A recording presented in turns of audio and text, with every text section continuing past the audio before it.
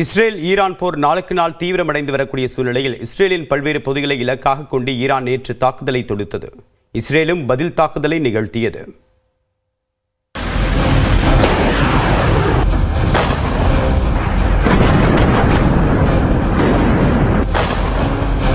Israel மற்றும் அமெரிக்க விமான தளங்களை குறிவைத்து ஏவுகணை மற்றும் ட்ரோன் தாக்குதல்களை ஈரான் தீவிரப்படுத்தியுள்ளது.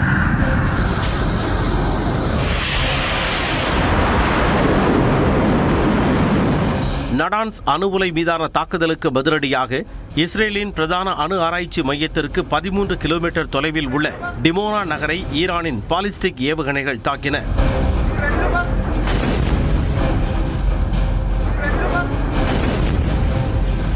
இதன் அருகில் உள்ள அராட் நகரின் மீதான ஏவுகணை தாக்குதலையும் இஸ்ரேல் இடைமறிக்க தவறியது.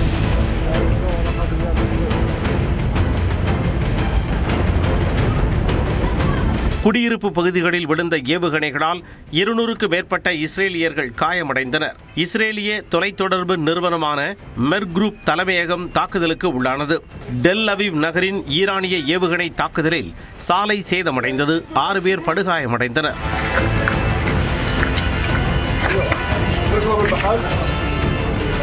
அந்நகரில் பாலம் ஒன்றும் குறிவைக்கப்பட்டது.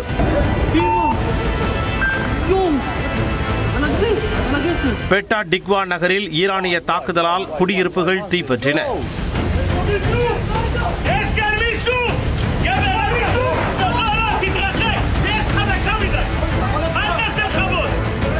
ராமத்கான் நகரில் நடத்தப்பட்ட தாக்குதலில் சாலையில் இருந்த வாகனங்கள் சேதமடைந்தன. ஈரானின் ஏவுகணை தாக்குதலில் இஸ்ரேலியர் ஒருவர் நூலிழையில் உயிர் தப்பினார்.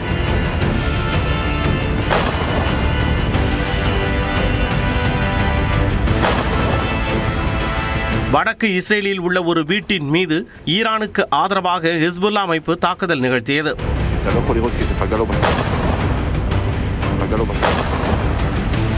அதேபோல் மிஸ்காவாம் ரயில் நிலையம் அருகே ஹிஸ்புல்லா நடத்திய தாக்குதலில் 2 கொல்லப்பட்டனர். ஈரானுக்கு பதிலடி கொடுத்து வரும் இஸ்ரேல் ஈரானிய ஏவுகணைகளை வானில் இடைமறித்து அழித்தது.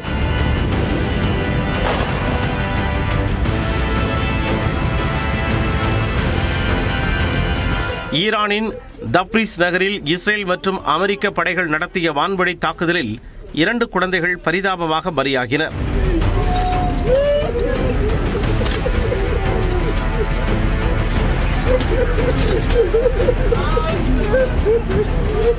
தெஹ்ரான், பர்தீஸ், தமாவந்த் மலை உள்ளிட்ட இடங்களில் இஸ்ரேல் குண்டு வீசியதில் புகை மண்டலமாக காட்சியளித்தன.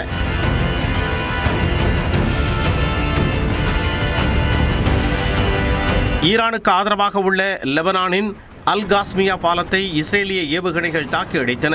தெற்கு லெபனானின் பல்வேறு பகுதிகளில் தாக்குதல் தொடர்ந்தது.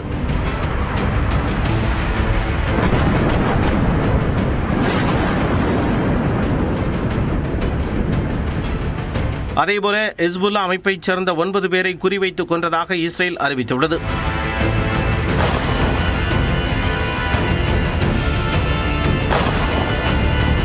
இருதரப்பிலும் தாக்குதல்கள் தீவிரமடைந்து வரும் சூழலில் உலக நாடுகள் கவலையில் ஆழ்ந்துள்ளன.